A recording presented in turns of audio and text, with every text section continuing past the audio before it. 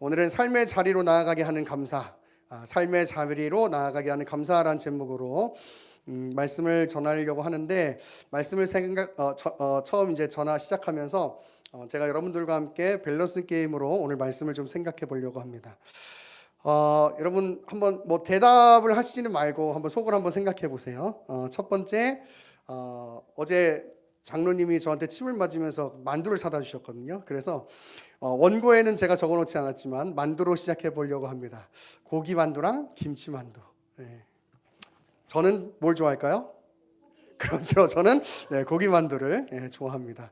그래서 어제 먹으려고 그랬는데 제가 장로님 오시기 전에 뭘 먹었거든요. 그래가지고 많이 못 먹어서 되게 아쉬웠었는데, 저는 어쨌든 여러분 고기 만두를 좋아합니다. 기억해 주세요. 자, 그 다음에 한번 생각해 보세요. 한 달에 200만 원씩 받는 백수랑 한 달에 500만 원씩 받는 직장인. 여러분 뭐 하고 싶으세요? 직장인이요? 네. 200만 원도 괜찮잖아요. 쉬면서. 그죠? 다음. 자, 여름에 에어컨 없이 사는 거랑 겨울에 보일러 없이 사는 거. 네. 여름에는 그래도 살 수 있을 텐데 겨울에 보일러 없으면 죽을 수도 있잖아요. 그죠? 네, 맞아요. 다음. 돈 많이 받고 하기 싫은 일 하는 거랑 돈 적게 받고 평생 하고 싶은 일 하면서 사는 거. 돈이 중요하고. 자, 아마 각자 선택한 것이 다를 거라고 생각해요. 왜냐하면 각자 추구하는 가치가 다르기 때문이죠. 그런데 사실 그 추구하는 그 가치가 다르다는 이야기는, 그리고 우리가 무언가를 선택한다라고 할 때 그 선택의 기준이라고 하는 것은 결국은 내가 언제 행복할 수 있을까, 내가 언제 내 삶에 대해서 만족할 수 있을까 하는 그 나름대로의 기준이 있기 때문에 그걸 선택하는 걸 거예요. 예를 들면 제가 이제 고기 만두를 선택한 건, 저는 김치 만두를 먹을 때보다 고기 만두가 더 먹을 때 행복하기 때문에 그걸 선택하는 거죠. 저는 개인적으로 돈을 많이 받고 하고 싶지 않은 일을 평생 하는 것보다는 돈을 적게 받고 하고 싶은 일을 하면서 사는 걸 좋아하는 사람이에요. 왜냐하면 제가 개인적으로 이렇게 막 스트레스를 막 받고 이런 걸 별로 이렇게 좋아하는 사람이 아니거든요. 그래서 차라리 돈을 조금 적게 받아도 하고 싶은 일을 하면서 살면 그게 내 삶에 즐겁지 않을까. 근데 뭐 반대로 생각하시는 분들도 계시겠죠. 돈을 많이 받고 내가 조금 참으면 내가 더 많은 것들을 가지고 더 많은 것들을 누리고 살 수 있을 텐데 그게 더 행복한 거 아닌가, 뭐 이렇게 생각하시는 분들도 계실 것이라고 생각해요. 제가 오늘 이 밸런스 게임을 왜 말씀을 시작하면서 했냐면, 여러분을 행복하게 하고 여러분을 만족하게 하는 그 여러분의 기준들이 각자가 있으실 거예요. 그래서 결국은 내가 행복하다라는 것, 내가 무엇 가운데 만족할 수 있다라고 하는 것, 그것은 사실 지금 내 삶에 이루어져 있지 않다고 하더라도 우리 안에는 기준으로 존재하는 것은 분명히 맞을 거예요. 그런데 여러분 한번 이렇게 생각해 보세요. 여러분, 그렇다면 여러분이 지금의 삶에 대해서 정말 만족해하고 행복해하고 계시는지, 아니면 만족하지 못하고 무엇인가로 계속 무엇인가를 추구해 가고 싶어 하고 계시는지 한번 생각해 봤으면 좋겠어요. 내가 지금 내 삶에 만족하고 있는가, 아니면 만족하지 못해서 자꾸 무엇인가를 추구해 가려고 하는가. 만족에 대한 그 개념이 각자 다를 텐데, 여러분 성경에서 과연 만족이라는 것은 어떻게 얘기하고 있을까? 한번 오늘 본문을 생각해 보면서 또 이 하나님의 말씀을 생각해 보면서 감사라고 하는 것이 우리에게 어떻게 우러나와야 되는가 하는 걸 좀 생각을 해보려고 그래요. 여러분 요한복음 4장에 보면 누가 나오냐면 사마리아 여인이 나오거든요. 사마리아 여인. 근데 이 여인이요 굉장히 좀 그런 삶을 살았어요. 우리 요한복음 4장 13절로 한번 가볼까요? 요한복음 4장 13절. 제가 읽어볼게요. 예수께서 대답하여 이르시되 이 물을 마시는 자마다 다시 목마르거니와 내가 주는 물을 마시는 자는 영원히 목마르지 아니하리니 내가 주는 물은 그 속에서 영생하도록 솟아나는 샘물이 되리라. 여자가 이르되 주여 그런 물을 내게 주사 목마르지도 않고 또 여기 물 기르러 오지도 않게 하옵소서. 이르시되 가서 내 남편을 불러오라. 여자가 대답하여 이르되 나는 남편이 없나이다. 예수께서 이르시되 내가 남편이 없다 하는 말이 옳도다. 너에게 남편 5이 있었고 지금 있는 자도 내 남편이 아니니 내 말이 참되도다 라고 하고 있어요. 자, 이 여성은요, 남편이 5이 있었고 지금 또 같이 사는 사람이 있대요. 이 여성이 왜 이런 삶을 살았는지 성경은 정확하게 이야기하고 있지는 않지만, 그러나 이 여성이 적어도 이 5명의 남자를 지나고 6번째 그 남자와 사는 모습을 볼 때 적어도 이 여성은 지금 이 자기가 살고 있는 그 삶에 굉장한 그 목마름이 있는 거예요. 목마름. 우리가 오늘 요한복음 4장을 얘기하는 건 아니겠지만, 얘기하는 게 아니라서 제가 그 부분에 대해서 다 정확하게 설명을 드릴 수는 없지만, 여러분, 그래서 그 물이라고 하는 개념을 끌고 오셔서 예수님께서 목마름이란 이야기를 하는 거거든요. 지금 첫 번째 남자를 만났어. 근데 만족할 수가 없는 거예요. 그래서 두 번째 남자를 만났어요. 근데 또 만족할 수가 없는 거예요. 그렇게 3번, 4번, 5명을 만나고, 그리고 지금 또 6번째 남자를 만나고 있는 거예요. 여러분, 우리가 생각해 보면 사람에게 만족할 수 있을까요?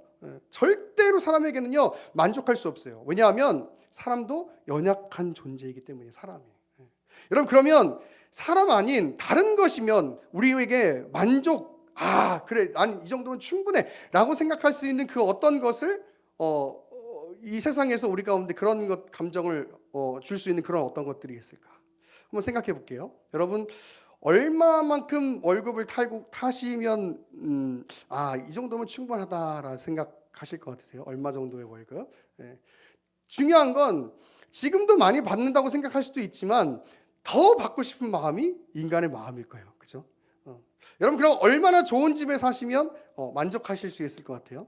지금도 그냥 큰 집에서 사시는 분들도 계시고 하겠지만 아마 더 좋은 집에서 살고 싶은 마음들도 있으실 거예요. 또 내 집이 아니니까 이제 내 집을 갖고 싶어 하시는 분들도 굉장히 많이 있으실 거라고 생각을 해요. 여러분, 얼마나 가지고 사시면, 가질 수 있는 것을 얼만큼 가질 수 있으면 여러분 만족하시면서 사실 수 있을 것이라고 생각해요. 굉장히 상대적인 이야기일 수 있어요. 그런데 중요한 것은 그런 것으로 우리의 만족이 완벽하게 채워질 수는 없다라고 하는 거예요. 그래서 성경은요 우리의 만족에 대해서 이렇게 이야기합니다. 빌립보서 4장 11절로 갑니다. 빌립보서 4장 11절입니다.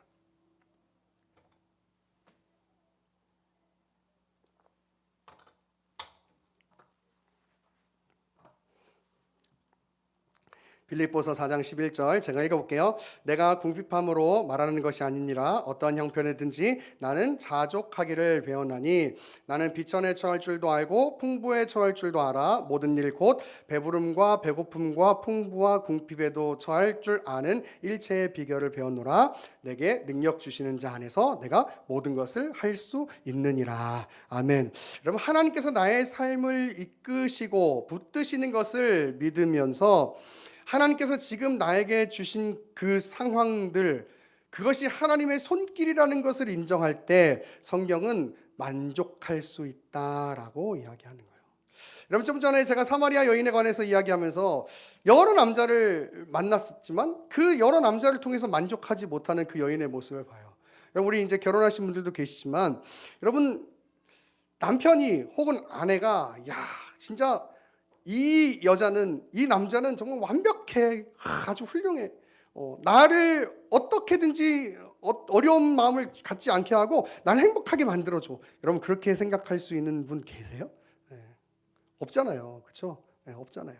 그러면 그 남편이 갖고 있는 그 약점, 그 아내가 갖고 있는 그 약점, 그것이 아닌 다른 그 약점을 가지지 않은 다른 사람을 만나면 그럼 내 삶에 행복이 있을까? 여러분, 그렇지 않다는 거예요. 여러분, 이 땅의 삶이 그렇다는 거예요. 이 땅의 삶이.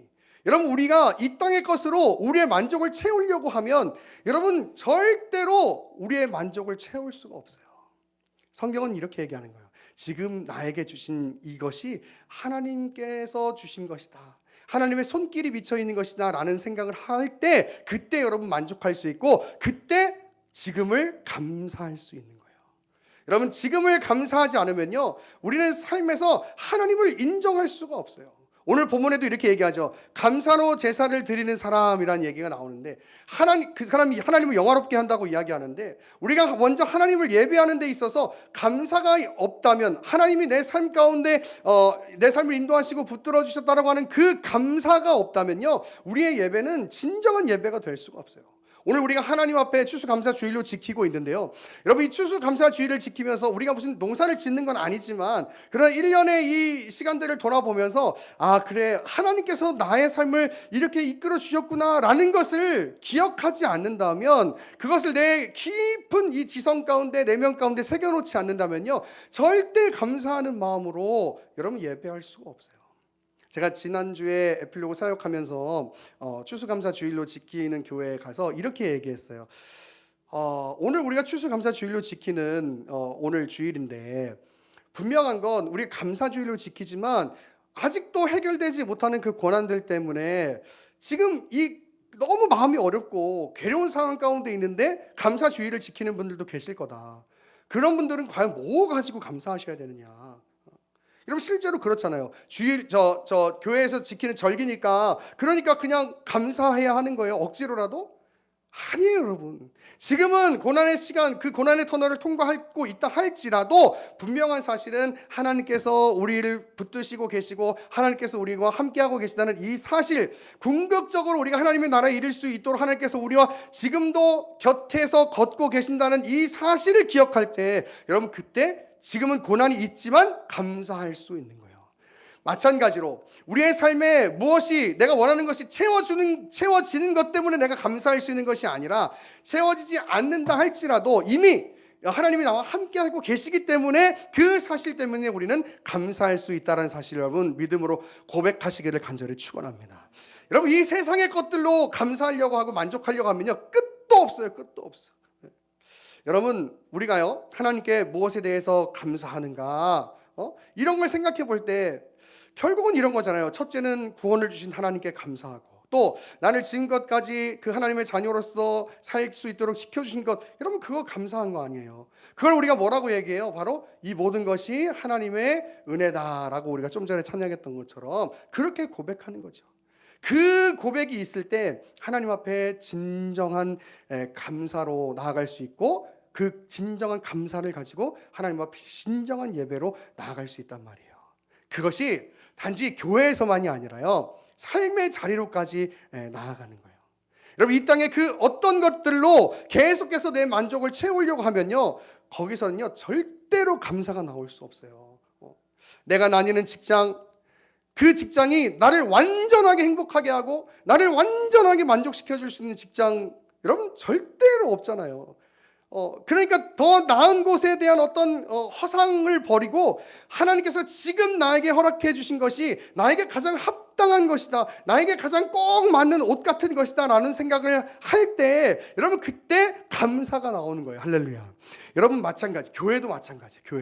교회도 여러분, 분명한 건 사람들이 모이는 곳이니까 여러 교회들마다 다 문제가 있을 거예요. 우리도 마찬가지예요.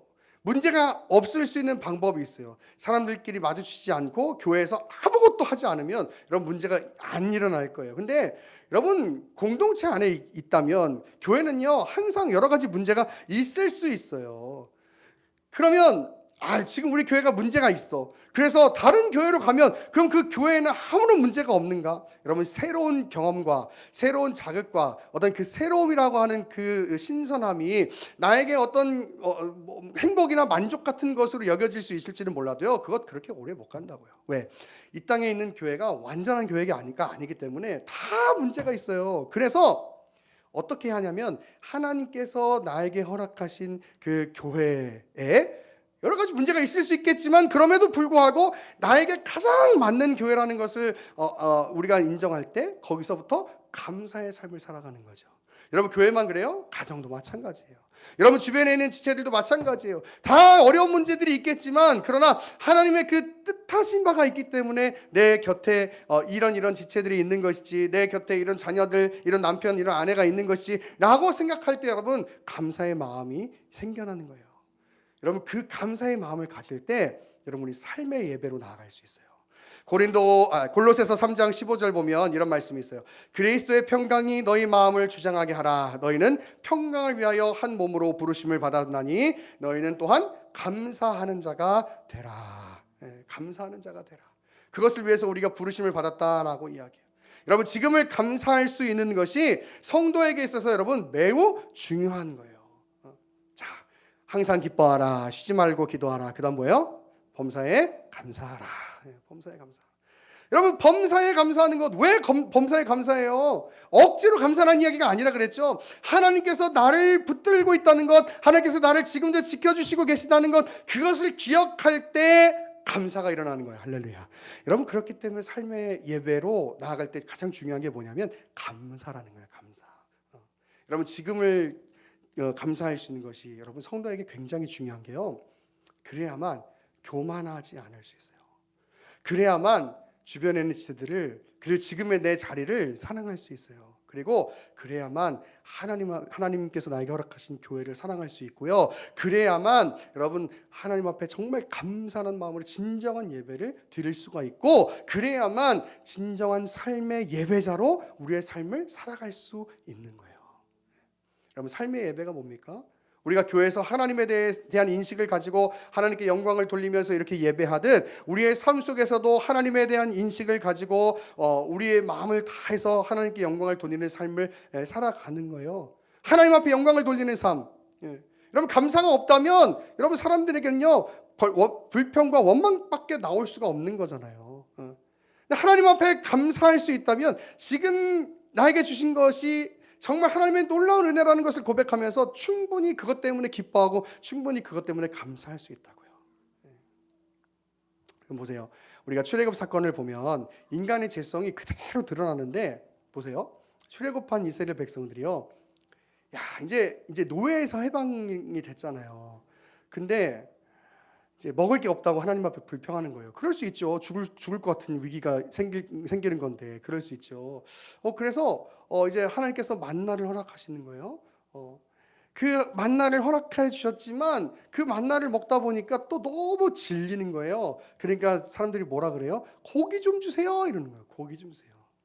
하나님께서 고기도 주죠. 근데 그렇게 만나를 주시고 고기를 주시면 그것에 감사하고 만족하고 여러분 그것에 기뻐하고 하나님의 은혜에 영광 돌리고, 여러분 이스라엘 백성들이 그렇게 살아요? 아니에요. 그게 인간의 죄성이라고요. 여러분, 세상의 것으로 자꾸 우리의 만족과 감사를, 또 우리의 행복 지수를 높이려고 하면요, 계속해서 뭘 하게 되냐면 더 큰 것들, 더 좋은 것들, 더 나를 자극시켜주는 것들, 여러분 그런 것들을 채우려고 계속 뭔가를 막 찾아가요. 계속. 여러분 끝도 없어요. 네비우스의 띠 아시죠, 여러분? 네비우스의 띠. 끝도 없어요. 여러분 그것을 계속 추구할 때 감사가 일어날 수 없고요, 내 삶의 행복을 찾을 수가 없어요. 지금 하나님께서 나에게 주신 것에 감사할 수 있어야 돼요. 지금 나에게 주신 내 곁에 있는 사람들, 지금 나에게 허락하신 그 직장을 통해서 내가 버는 그 돈을 가지고 살아갈 수 있는 것들, 또 먹을 수 있는 것들, 누릴 수 있는 것들, 여러분 그것에 대해서 감사할 수 있어야 돼요.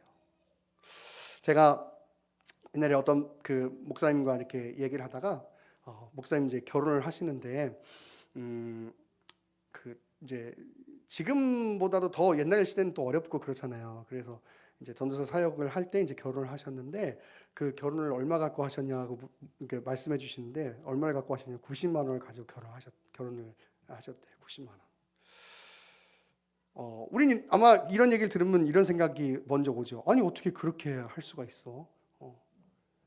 아니 웨딩 드레스도 입고 뭐 좋은 예식장도 찾아야 되고 그럴 수 있죠. 여러분 그럴 수 있어요. 그런데 적어도 저는요 그렇게 결혼하신 목사님과 또 그렇게 결혼하신 사모님의 모습을 보면서 어쩌면 저것이 진짜 하나님 앞에 감사할 수 있는 진정한 마음이 아닌가 생각해봐요. 여러분 그렇잖아요. 지금 시대는 할 거 다 해야 된다고 얘기하는 시대예요. 그래서 요즘 젊은 아이들이 그런 얘기 하더라고요. 1억은 있어야 결혼을 하죠. 그런 얘기 하더라고요. 저도 그런 돈을 가지고 결혼을 하지는 못했는데 여러분 할 거 다 하고 가질 거 다 가지고 여러분 그러니까 자꾸 비정상적인 일들을 하고 지금을 감사하지 못하니까 자꾸 이상한 어떤 그 요행들을 바라게 되면서 인간성이 무너지고요. 가정이 무너지고요. 심지어 신앙이 무너지는 거예요. 여러분 하나님이 나에게 주신 것에 대해서 감사해요. 우리 찬양하는 찬양 중에 그 찬양 있잖아요. 나 가진 재물 없으나 하는 그 찬양. 많은 사람들은 그 정말 장애가 심한 그 송명희 시인이 작사한 그 시니까 그 가사니까 그것 때문에 은혜 받는다고 말씀하시지만 그것도 틀린 얘기가 아니지만요. 여러분 그게 진짜 성경의 진리예요. 각자 지금 상황이 다 다르고 환경이 다 다른데 그것에 대해서 여러분 감사하지 못한다면 우리가 어떻게 지금의 순간을 살아갈 수 있겠어요? 하나님께서 나에게 허락하신 것들이 있는데 그것에 대해서 감사할 수 있어야죠.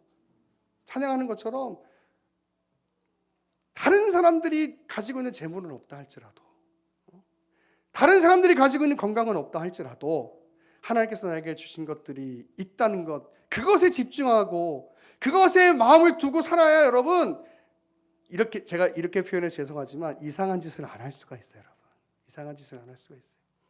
지금을 감사해야 해요. 여러분 그게 여러분을 삶의 예배자로 사는 모습이에요. 오늘 이 추수감사주일 말씀을 마지막으로 마무리하면서 이 문구를 여러분 가슴에 깊이 새기셨으면 좋겠어요. 지금을 감사하자. 교회도 가정도 여러분의 삶의 환경도 다 하나님의 선하신 뜻 안에 있음을 기억하고 어려울지라도 내 마음이 납득되지 않는다 할지라도 그래도 지금을 감사하자. 할렐루야.